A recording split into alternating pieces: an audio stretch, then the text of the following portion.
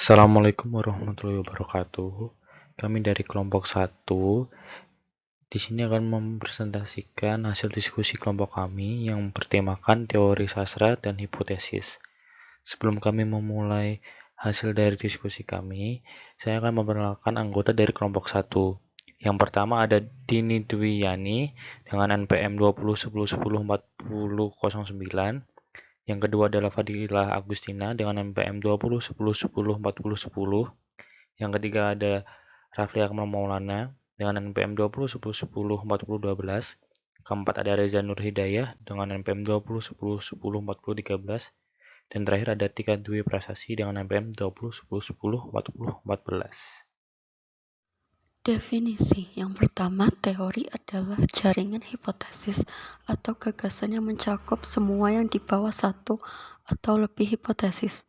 Yang kedua, hipotesis adalah hubungan yang diduga, kemungkinan hubungan sebab akibat antara dua atau lebih konsep atau variabel.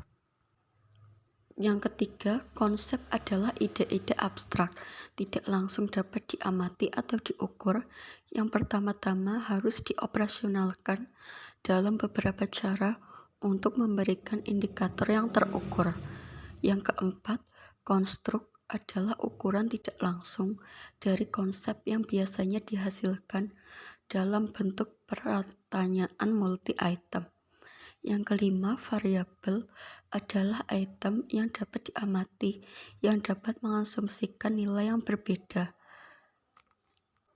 Yang keenam, keandalan menetapkan konsistensi instrumen penelitian bahwa hasil yang dicapainya harus serupa dalam keadaan yang serupa. Yang ketujuh, validitas, yaitu mengukur sejauh mana penelitian mencapai apa yang ditetapkan untuk dilakukan. Sumber teori.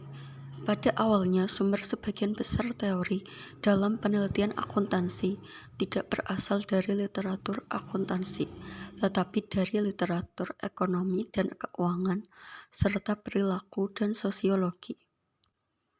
Adanya validitas konstruk dan validitas internal sepenuhnya bergantung pada teori yang baik, yaitu membangun desain penelitian dengan konsep yang sesuai, yang didukung oleh teori yang secara realistis terkait dengan alat pengukurannya.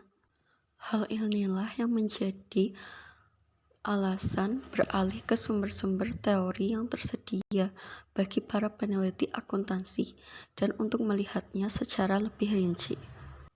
Adapun perbedaan mendasar yang mendasari teori akuntansi adalah yang pertama teori normatif, yaitu tentang apa yang seharusnya, dan yang kedua teori positif, yaitu tentang apa yang ada atau akan terjadi.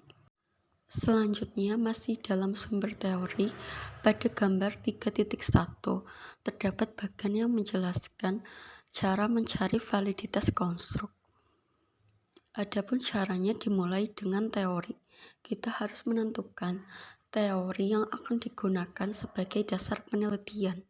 Kemudian dari teori tersebut, kita menentukan konsep abstrak, yaitu ide atau gambaran mengenai kasus yang akan diteliti. Dari penentuan ide tersebut, langkah selanjutnya adalah penentuan variabel dan konstruksi yang valid. Pada penentuan variabel, ada dua syarat yang harus dipenuhi. Yang pertama, variabel tersebut harus dapat diamati, dan yang kedua, variabel proksi. Maksudnya, variabel tersebut harus dapat diukur dengan berbagai macam nilai.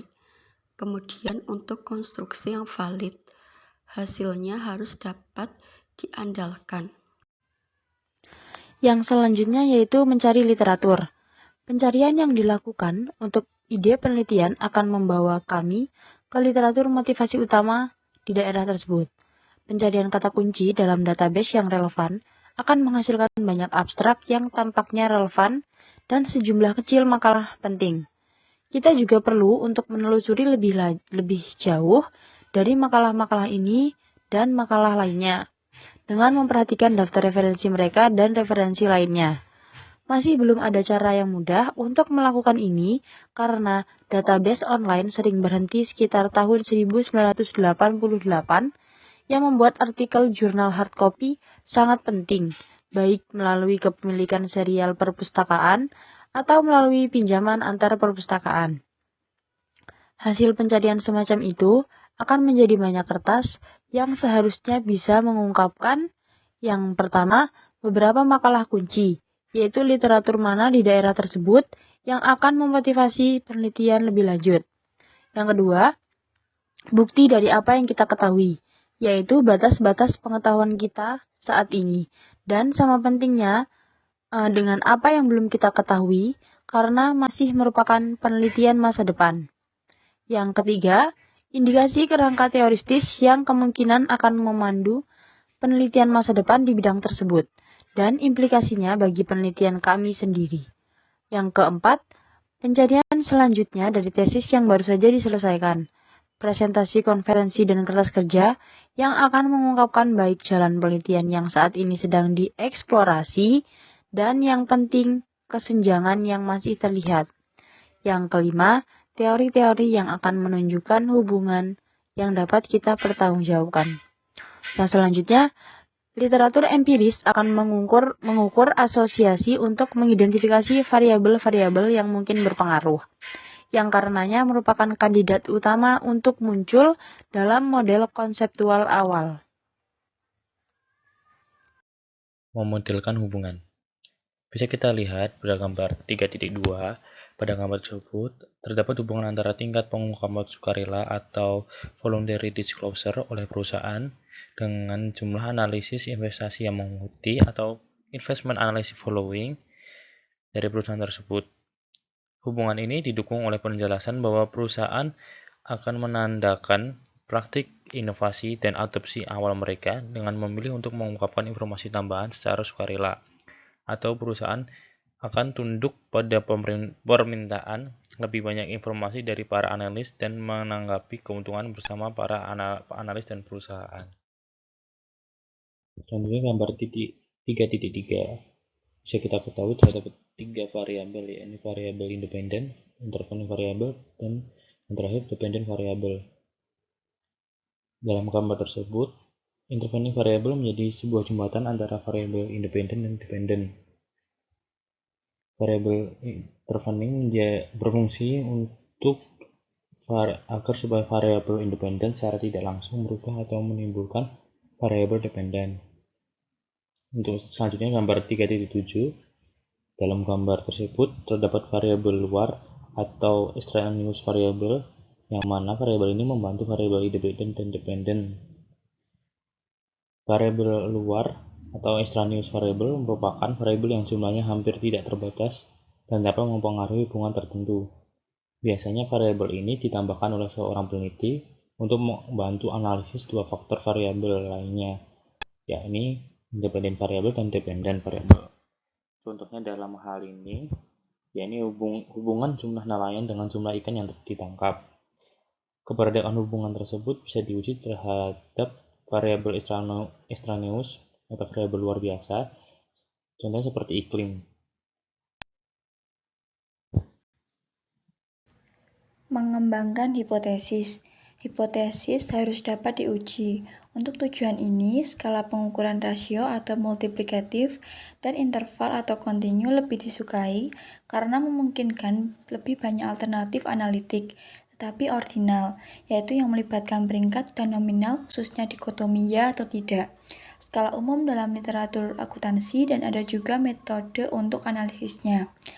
Setelah pertanyaan penelitian yang konsisten dengan teori yang telah dirumuskan dan desain penelitian yang telah ditentukan, maka perlu mengembangkan satu atau lebih hipotesis untuk pengujian. Teori dan literatur yang ada harus mendorong pembentukan hipotesis sehingga apa yang kita postulat itu sangat layak berdasarkan bukti yang ada. Selanjutnya, hipotesis ini biasanya akan dinyatakan dalam bentuk nol atau alternatif, dan sebagian besar pengulas itu lebih memilih untuk bentuk hipotesis nol. Hipotesis nol atau H0 ini menjelaskan adanya hubungan antara variabel yang menarik, kemudian mencoba untuk mengumpulkan bukti yang cukup untuk menunjukkan bahwa secara statistik hipotesis nol ini bukanlah asumsi yang masuk akal. Jika kita tidak memiliki bukti sebelumnya untuk menyarankan arah kausalitas, maka kita tidak memiliki alternatif selain mengadopsi format hipotesis nol. Sedangkan hipotesis alternatif atau H1 itu menjelaskan adanya hubungan terarah atau seringkali kausal, dan bukti yang dikumpulkan harus menunjukkan bahwa temuan tidak konsisten dengan tidak ada hubungan yang signifikan atau posisi nol. Dalam melakukan pengujian hipotesis, kita dihadapkan pada kemungkinan membuat dua kesalahan.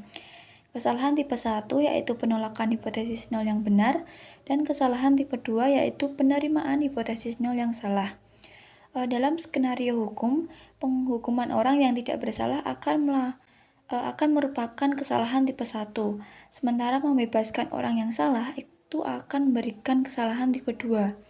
Secara umum lebih penting untuk mengurangi kemungkinan kesalahan tipe 1 karena dianggap lebih serius atau lebih mahal. Sehingga pengujian hipotesis lebih menekankan pada kesalahan tipe 1 daripada kesalahan tipe 2. Untuk mengurangi tingkat kesalahan tipe 2 biasanya akan melibatkan pertukaran untuk lebih banyak kesalahan tipe 1, yaitu pertukaran yang mungkin tidak dapat diterima. Untuk itu, jika hipotesis tidak didukung, maka kita harus mempertimbangkan kemungkinan penjelasan yang bersaing untuk temuan. Kita juga harus skeptis terhadap temuan kita sendiri, bertanyakan di mana ketidakkonsistenan mungkin muncul, dan bersiap untuk mengumpulkan lebih banyak data atau mereplikasi penelitian. Selanjutnya, untuk masalah validitas. Instrumen pengukuran dapat mendikte penggunaan satu versi instrumen untuk mengatasi masalah instrumentasi, tetapi sifat manipulasi atau masalah pemesanan dapat membuat hal ini tidak layak. Demikian pula, masalah seleksi baik dalam daya tarik peserta dan tugas mereka ke kelompok mungkin tidak representatif. Perjalanan waktu menyebabkan keprihatinan khusus dalam studi longitudinal, atau dalam studi di mana data dikumpulkan lebih dari satu kali, melalui dropout atau kematian, melelahkan atau antusiasme yang berkurang, bahan yang tidak dapat dibandingkan, dan efek pengujian serial di mana tindakan berulang digunakan, atau disebut dengan pengujian. Validitas eksternal mensyaratkan bahwa temuan penelitian memiliki implikasi untuk situs lain, perusahaan dan negara, dan orang pada periode waktu yang berbeda. Sayangnya, tingkat validitas internal tertinggi dikaitkan dengan kondisi buatan. Temuan mungkin terbatas pada waktu, kasus, peserta, dan lokasi tempat penelitiannya. Asumsi santai di sana untuk memperkenalkan validitas eksternal yang lebih besar pasti akan mengancam validitas internal, dan ini tetap menjadi tantangan bagi peneliti akuntansi, di mana metode penelitian yang paling tepat untuk digunakan yaitu terdapat 5 kategori. Yang pertama ada penalaran ilmiah atau pembangunan model. Yang kedua, penelitian sejarah dengan menggunakan data arsip atau sumber sekunder. Yang ketiga, studi kasus yang membutuhkan eksplorasi ekstensif di lapangan. Yang keempat, ada survei, seringkali melibatkan pengambilan sampel skala besar meskipun kurang kontrol dan kekayaan hasilnya. Dan yang kelima, eksperimen, baik di lapangan atau lebih biasanya dalam kondisi tipe laboratorium.